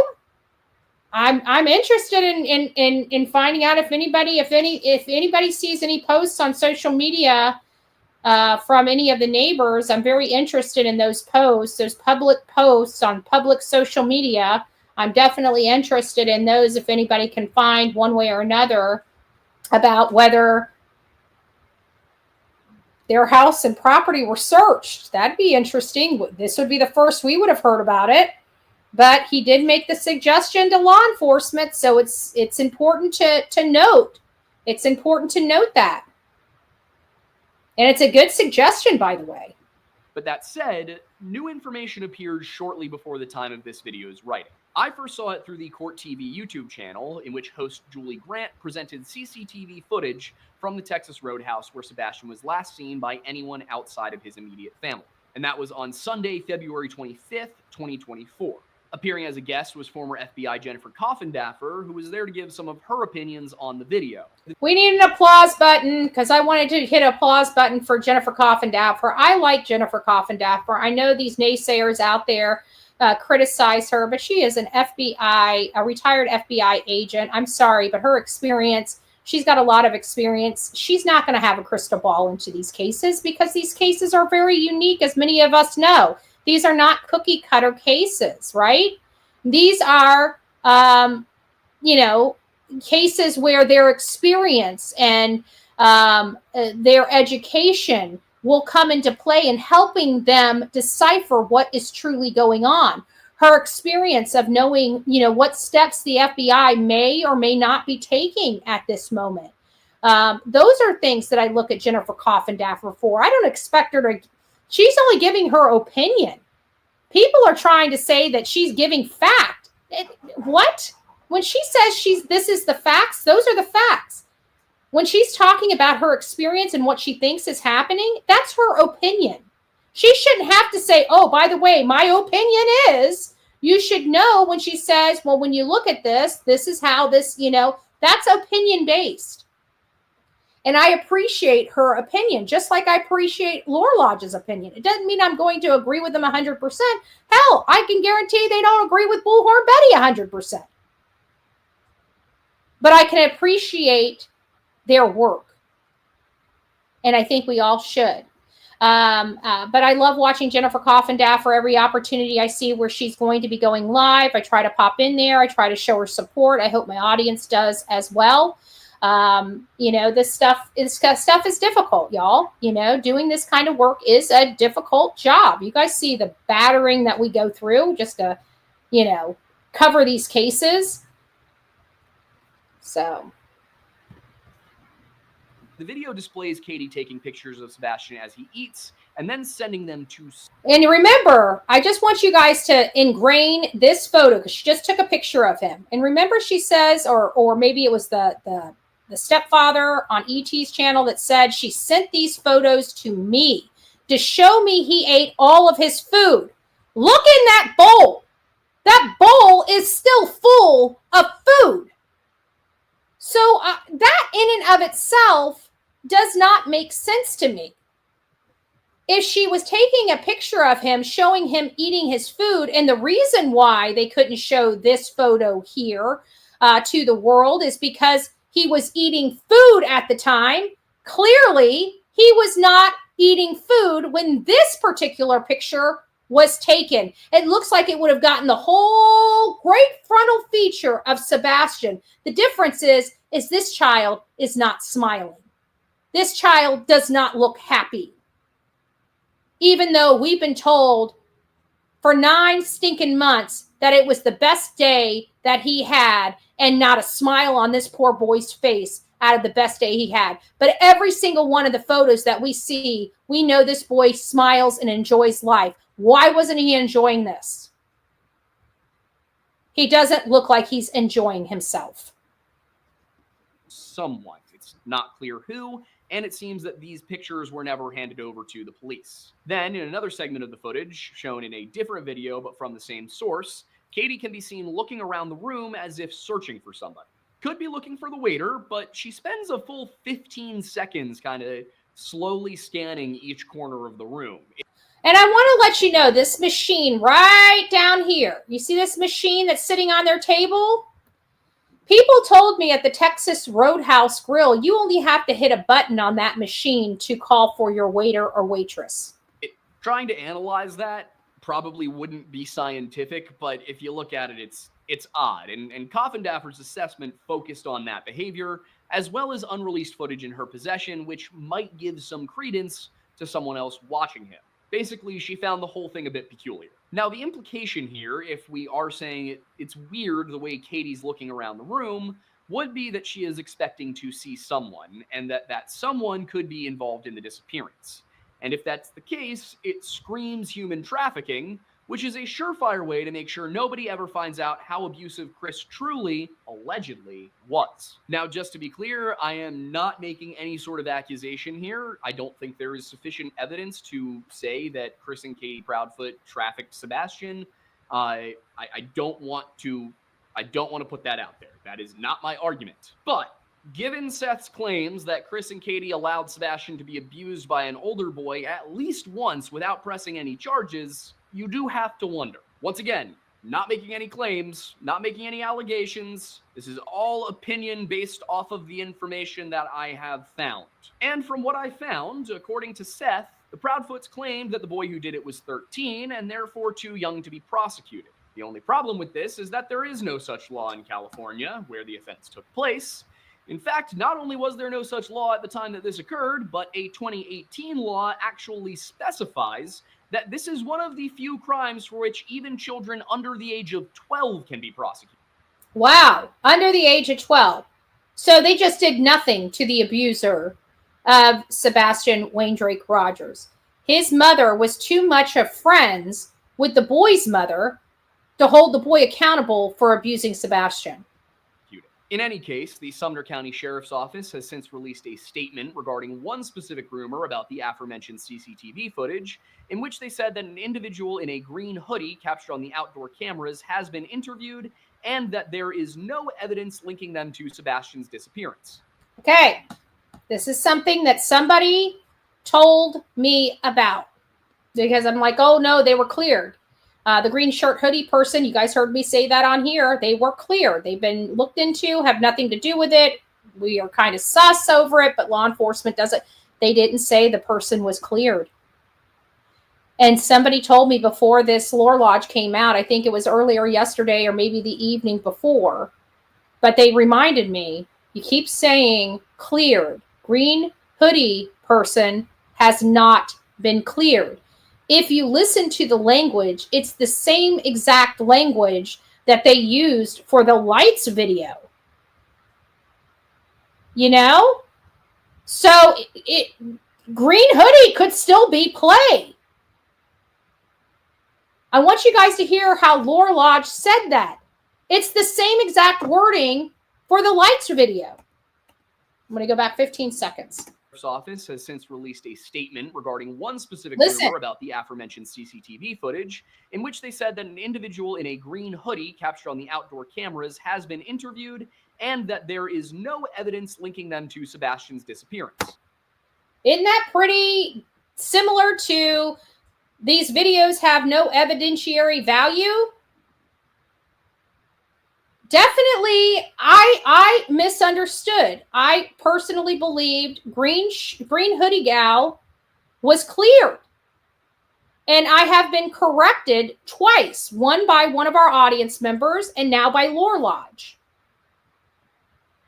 Cleared is not what they said. No evidentiary value is basically what they said. They can't determine it. I didn't even know she was on the floor. Chelsea started squeaking her toy. I thought she was still next to me. So I thought that was pretty interesting. Okay, let's get back to this.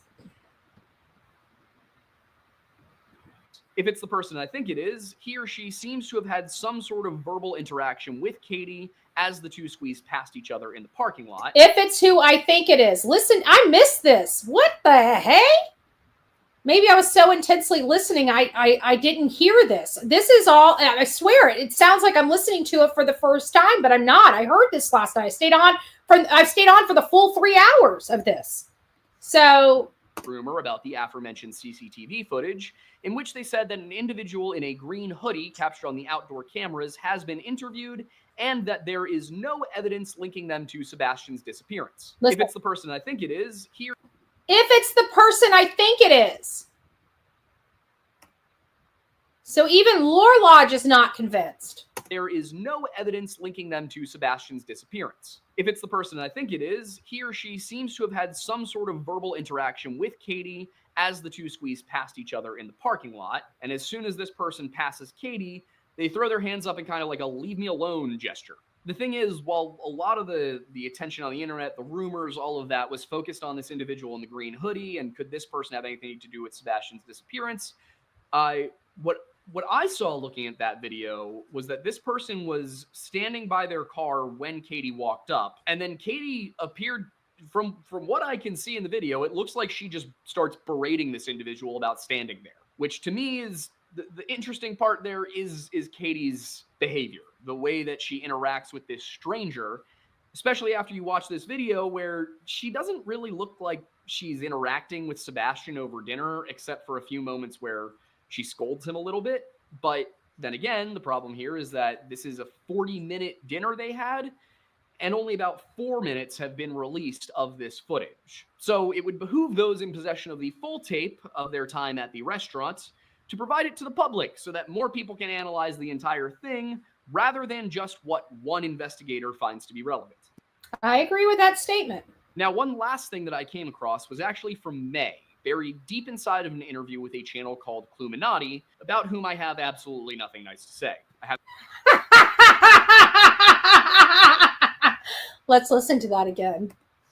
Inside of an interview with a channel called Cluminati, about whom I have absolutely nothing nice to say. Inside of an interview with a channel called Cluminati, about whom I have absolutely nothing nice to say.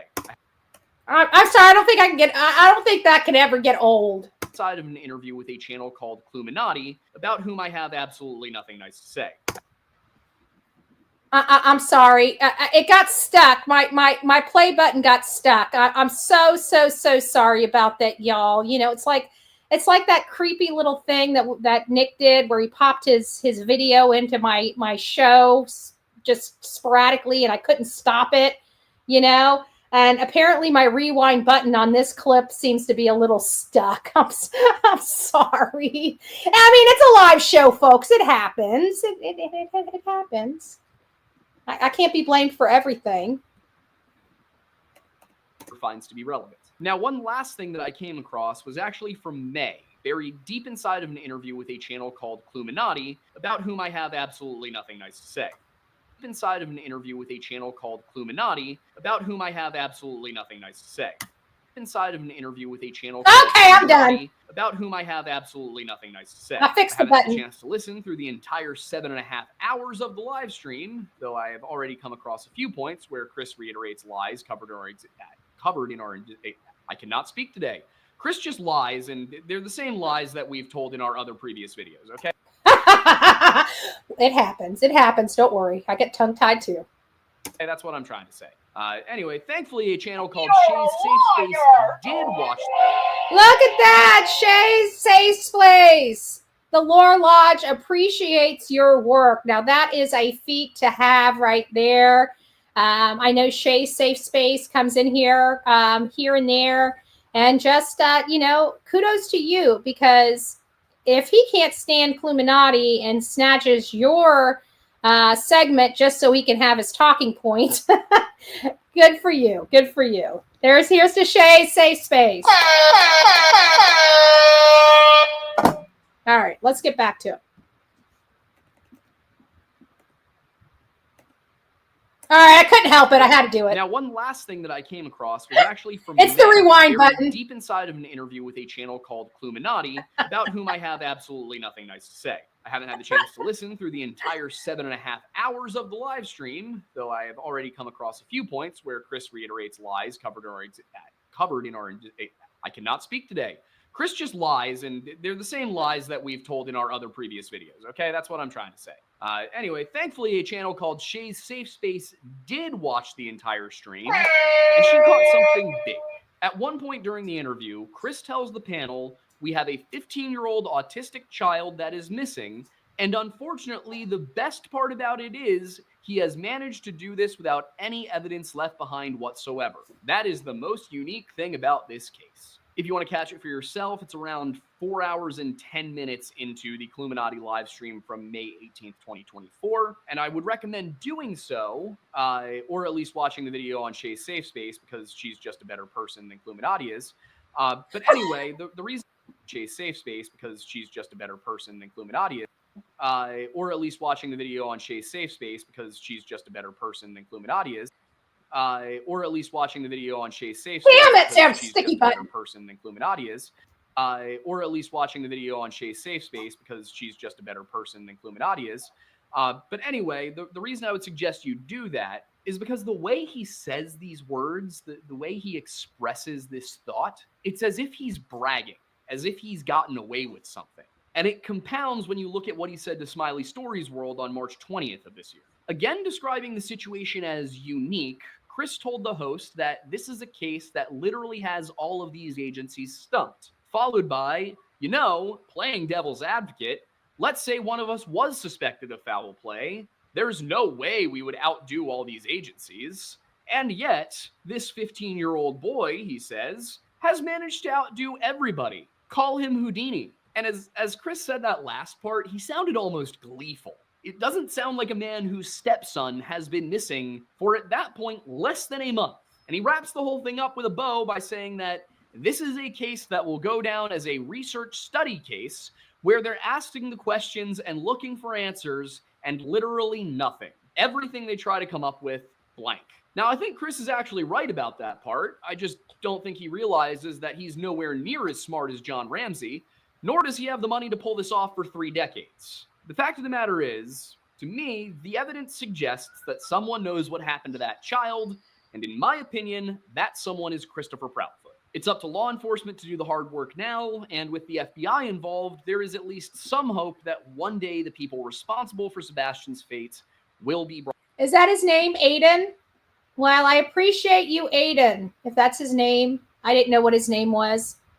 But if his name's Aiden, thank you, Aiden, for your work on this case, without a doubt. There's at least some hope that one day the people responsible for Sebastian's fate will be brought to justice. I will say that when we first did our series on this, I was of the opinion that Sebastian is probably still alive. At this point, it's been almost a year. Nobody has seen him. This is a kid with severe medical problems. I hope that he is eventually recovered and placed with a parent who actually loves him. But I also think that the circumstances are not in his favor. And for now, that's unfortunately all I really have to present regarding the developments since our series reached its conclusion. So again, if you guys would like to see the entire live stream that the Lore Lodge did, please go over there. I only wanted to grab his updates, which were quite extensive, as you can see. I love how he explains it. He just puts it all out there. He puts it in a digestible form. Even with this 3-hour long video, it was so cohesive. You could step into this story at any time and get caught up very quickly, even if you came into the live at an hour and a half later. It is very sad that like many of us, we're kind of mixed. We have our beliefs that Sebastian may or may not be with us. But if we do believe that Sebastian is not with us, we still have hope that we are wrong, right? Because we don't know where he is. We know that the story we've been given has too many holes in it. it doesn't hold water. We, as a public that covers these cases extensively, as you know, we're in true crime all day, every day, predominantly missing and deceased persons. We don't really deal with the armed burglaries, the robberies, occasionally we will do like the escapee, a person that's escaped. But most of us here on the true crime community cover deceased people and missing persons. That's where we find the most impact that we can have, because those are the ones that need the most amount of leads typically, and most amount of avocation, because a lot of people are in their humdrum life and they don't realize something's going on next door to them, right? They get up, they go to work, a homicide happens, they've got the tape rolled up before they come home from work. You know what I'm saying? They had no idea something just happened next door to them. And I'm being a little facetious here, but you guys get my drift. People don't know what's going on. That's why it's so important for us to, when we have a case, to make sure it gets the right algorithm, gets into that algorithm, and it's hitting. And that doesn't happen without us constantly making videos and your constant attention to those videos. This is how the algorithm works. In this internet land that people don't understand too much about, right? If all of us only did one little, segment on Sebastian Wayne Drake Rogers like mainstream media did, nobody on social media would hear about this case. We're dealing with different platforms. They have TV, we have internet. In order for a case to go viral, we've got to make it go viral, people that don't have an interest in something won't get an interest in it unless it's repetition and drawing them in.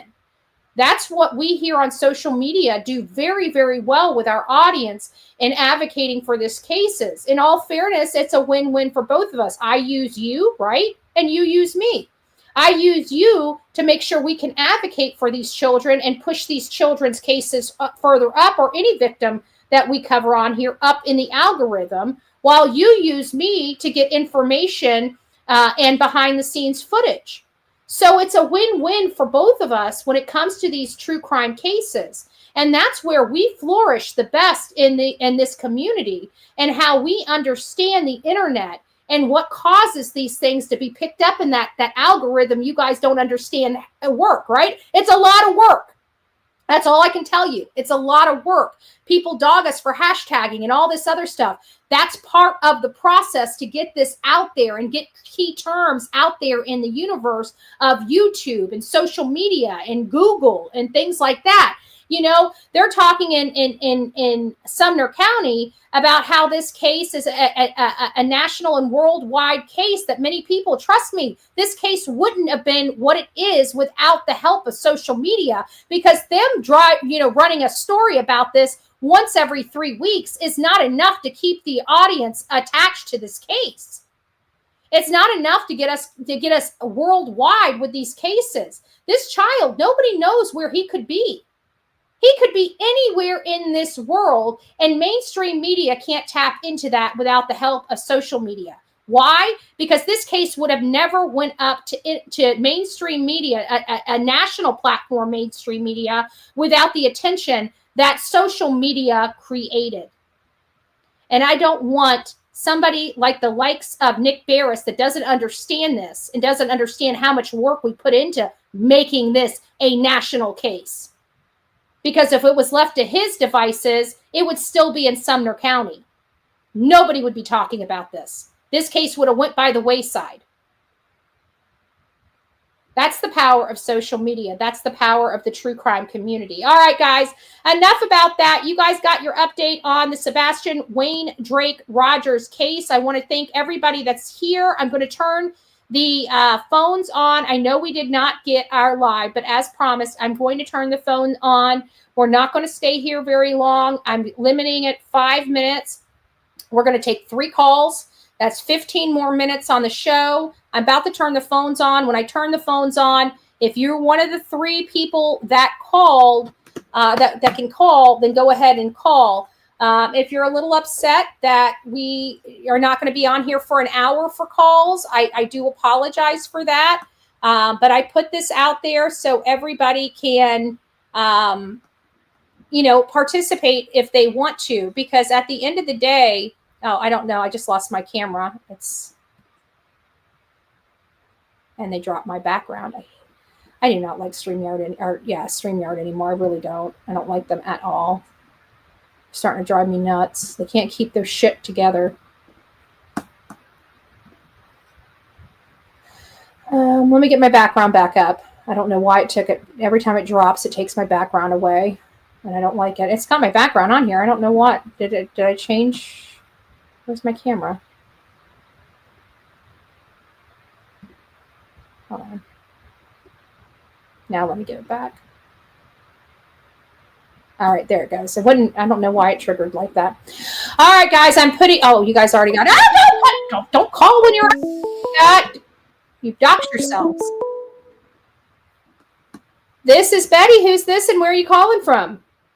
Louisiana Proud. All right. Hopkins Country. Oh my God, this show I watched from the get-go, from the very beginning. It is so sad. I sometimes I can't watch it or listen because it's just my soul bleeds out. It's just I cry. Much as I want this boy to be found, oh God, my soul just cries out that he's not with us. But either way, that he needs to be found, and so he can have a proper burial and be with his biological dad, and so his dad could have a peace of mind, go on with his life. I agree with you. I don't think people understand how this story does affect the public, and it affects. And God's word says that two more come together as one. It's agreement. God sees everything. He spits everywhere. Sees and witnessed everything, and He does not like ugly. And we are given the children as a gift, not to harm them, not to protect them. To be loved unconditionally, no matter what. And this boy is so small, so sweet. They are so wrong. Whatever may happen, it had to be carried out because that dark flashlight. Because how are they going to explain during the day? The neighborhood's going to say, "What the heck?" It's going to draw too much attention. It's just oh God, I prayed. I said, Lord, please let that be. You about justice, you over by jury. It's actually, oh God, He makes it wrong right. He makes it impossible possible. I agree. He moves mountains. God bless you, Miss Betty. Thank you for caring this much about Sebastian. I know it's hard. And I have a 6-year-old grandson. Hey, Miss Betty, this is true, and I don't have to say it allegedly, okay? This is true fact in my life, okay? I have a 6-year-old grandson. He has ADHD, and I feel like he has a little bit of autism mixed with it. He doesn't like going outside. This is daytime. And then much less nighttime, I can't imagine. And everything's got to do with autism, HD. He has a sensory. He don't like being dirty, but he does sometimes go out barefooted. But I said but he don't like all this, even little tiny ants. All those are true, Oh God, it's what it is. Much as it's wrong, she's not good with coping mechanism, okay? And she just, be done with it. She wants to be free. It's not right. Everybody's not meant to be, And what upsets me most about everything is that we have you, and just hearing your pain over Sebastian and hearing your care for this boy you've never met. and his mother can't. No, I have a grandson. I have a grandson.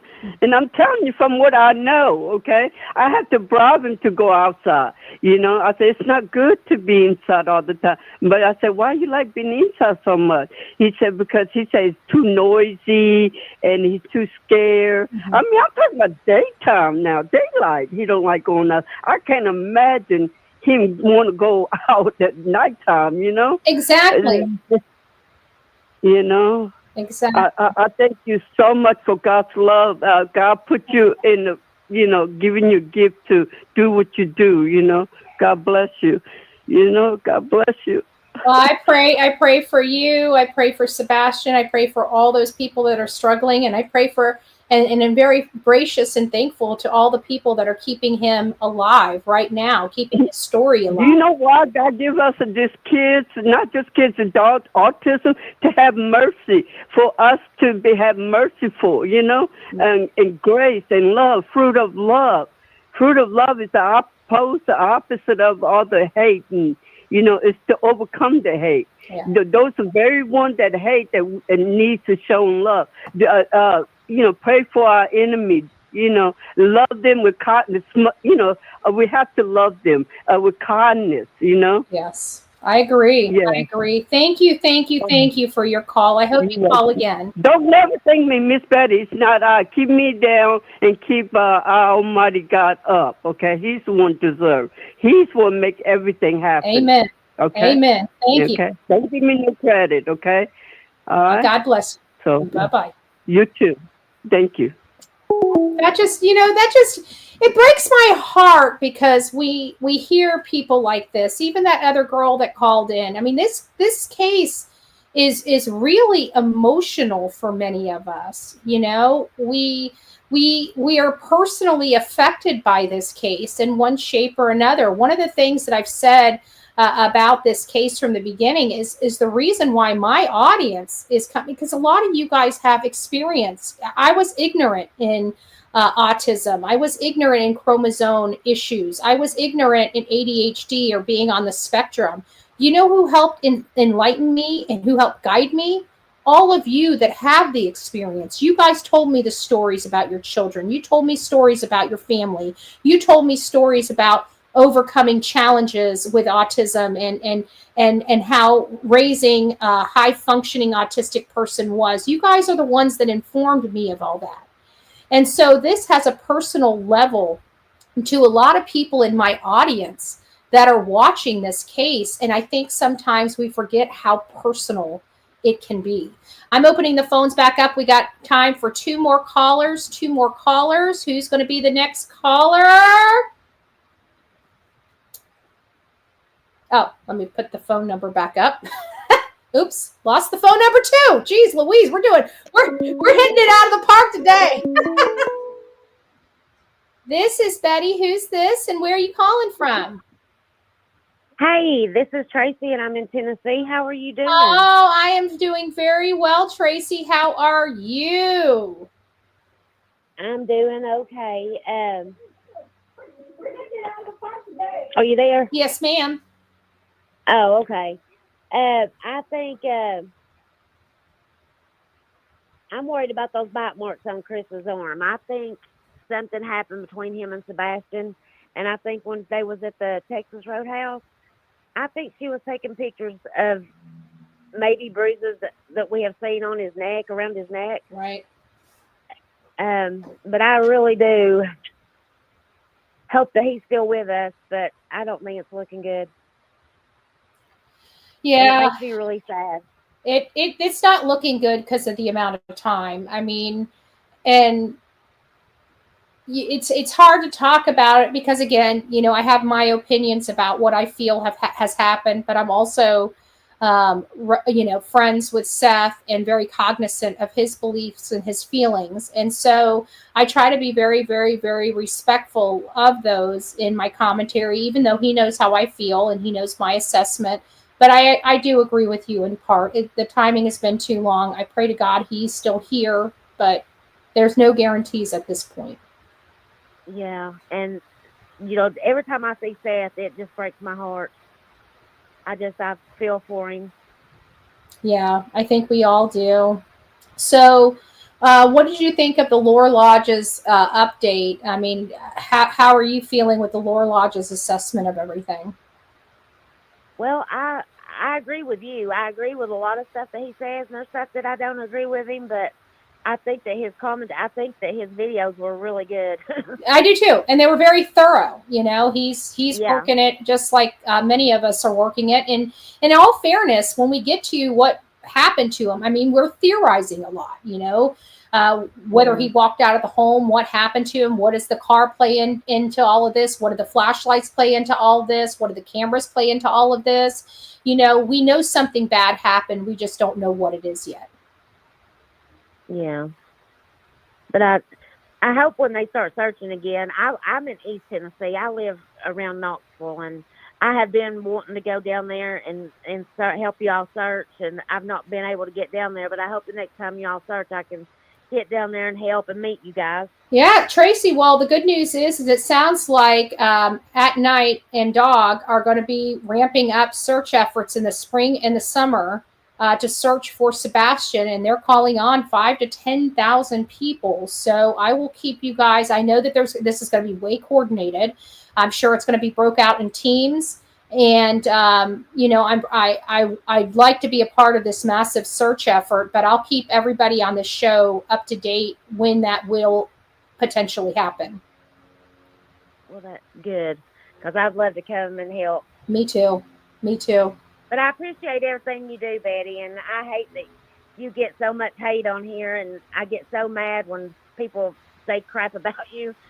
Well, you know what? If they're talking about me, it means that I'm up there. Because think about it, all these other people that say the same thing, they're not focused on them. So clearly, I'm a threat to them. Because if you notice this clan of misfits, what do they do when people come with the truth? They try to damage their credibility, like they're doing with Miss Bobby right now. They're trying to damage her credibility. And you know, the first thing I said to all of my people is, if they're working this hard to discredit her, she must have a lot of truth. Yeah. And I think the Proudfoots are a little intimidated by you, and I think this is just a distraction.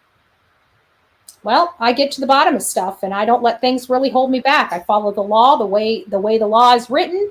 I don't break the law, and I run through. When I have problems, I go around them, over them, or under them. This is the first time that any county has ever done anything like this, especially on such flimsy circumstances at that. Yeah. So. Yeah, it's ridiculous, but I'll let you go and let someone else call in. All right, Tracy. God bless you. Have a great day. I love you so much. Thank you. Bye-bye. All right, bye-bye. All right, guys, we're down. One more. We have time for one more caller. One more caller we have time for, and then we're going to close. There's our last caller right there. This is Betty. Who's this, and where are you calling from? Well, hi, Betty. This is Deanna from Daytona Beach again. Oh, Deanna. How are you doing, my love? I'm good. I'm just watching you. Very good. What do you think about all this stuff going on? Well, I got to say, I just love the Lore Lodge. I started watching them as soon as they came out with the first synopsis of what they found so far in the Sebastian Rogers case. Very thorough. So I really like them. I really do. I do too. I think, and to hear that he's going to hand his dossier over to Dog, and them, and I guarantee they've already reached out to him. Just the thought that all of his work is going to also be in the hands of Dog. It seems to me like it's a great, collaboration, so to speak, for the benefit of Sebastian. It's just absolutely incredible, the big names that have come into this. Nick, Dog, At Night, the Lore Lodge. I mean, big names that everybody knows. Yep. It's just incredible. When Sebastian gets home, I don't even think he will be able to comprehend how many people love him and have been searching for him. And just, we hear all the emotions that come out of some of our audience members. I mean, he has really affected a lot of people. You know, he has really inspired a lot of people to do better and be better. And, you know, I just want to make sure that that's noted, because this is Sebastian's army and we are Sebastian strong. We sure are. We sure are. Just got a quick question that sort of related, but do you still have court next week? It's a little difficult to answer that right now because we have so many people watching our show and always stalking me. But I like, they're all worried about me. I will tell my audience not to worry about me. You guys can worry about me when I say it's time to worry about me. But I think that they just need to go over and, you know, keep doing what they are doing on the hate channels. It's worked for them so far. Well, the reason I ask is because I want to come up to Tennessee and support you. Obviously, I can't come next week because that's too short. I wouldn't worry about next week. But I have every intention of, if I have to hitchhike, I'll get there. Yeah. And sit on your side. I appreciate it. I appreciate it. I got to tell you, you know what? Our side is, they're there out of love. Not only that, but we were looking at, you know, the likes of our side, just professionally wise, how they dressed, you know, and stuff like that. And we looked over there and those people look like a hot mess express, you know. I mean, we come there, we respect the courts. We act like we respect the courts. We dress like we respect the courts. And then you've got them. And I just don't get it. Well, anybody with any sense knows that. I'm a fellow former paralegal myself. So I know how to dress for the court. Yeah, you don't come in there in freaking overalls. How disrespectful can you be into a court? Yeah, I don't think you'll see me in my Daisy Dukes coming in a court. Heck to the no. So I appreciate your call. Any final words? Just take care of yourself. We pray for Sebastian. We pray for Seth. We thank Tony, Nick, Dog, At Night, and all of Sebastian's army. Amen. Amen. Thank you so much for your call. I hope you call back again, which I know you will. Thank you, Betty. Bye. Bye-bye. All right, guys, that is the end of the show. I want to thank you all that decided to spend your Saturday afternoon with me. I know you guys did not have to. I appreciate you allowing me to talk about a variety of cases, a variety of information, talk about Sonia. Please don't forget to keep Sonia in your prayers. The sweetest person, one of the sweetest people I know is Sonia. She's our mod here. She just lost her sister today. It's very heartbreaking, and she's going to take however much time she needs to take. But just please, please, please keep Sonia in all of our prayers, because she really is one of the sweetest people. She's out there with me, boots on the ground. She does things to help. Shirts, these packages she puts in these shirts, you know, to make sure that everybody that orders a shirt knows that there are people missing from her home state of Tennessee. And she always does whatever she can, you know, to advocate positively, keep God front and center and focused. You know, she puts this little story in. It's always a good story about Jesus. You know, she just tries wherever she can to make a difference. She tries to make a positive impact and a positive difference. And it's so hard when somebody is the sweetest person and has been through so much and still has a way to smile. It just does something to us. So please, guys, I know we have a lot of people struggling, but Sonia's always been here for us, for all of us. So please just keep her in your prayers today. We love Sonia, and we are just so sorry what her and her family are going through today. God bless her sister. I never had an opportunity to meet her sister, but if she's anything like Sonia is, I'm sure she was a lovely person, an absolute doll. So, guys, have a great day. Please, you know, look at your family, look at your children, give them a hug today. Make that call you haven't made in a while. You know, let somebody know that you love them and care for them. Tomorrow is not promised. Remember that. The here and now is. This is all we have right now, right here. Make it worth it, right? All right, guys, take care. Rock it out with your coffee beans out. Don't forget to be fearless. If you see something, say something. An ounce of prevention is worth a pound of cure. And until next time, please be safe, but more importantly, kind to one another. God bless. From the East Coast to the West Coast, we are everywhere true crime is. We are asking for the public's help. We are searching in the woods. We are doing what it takes here on the Bullhorn Betty channels to find answers to the most alarming cases we have been watching on the news. I can tell you personally that I have traveled this entire country seeking these answers and bringing that content right here to you here on the Bullhorn Betty channels and Bullhorn Betty Crime Stories. We are happy with the work that we've done. We brought many answers to the public, and we have defied mainstream media in our pursuit of the truth in these cases.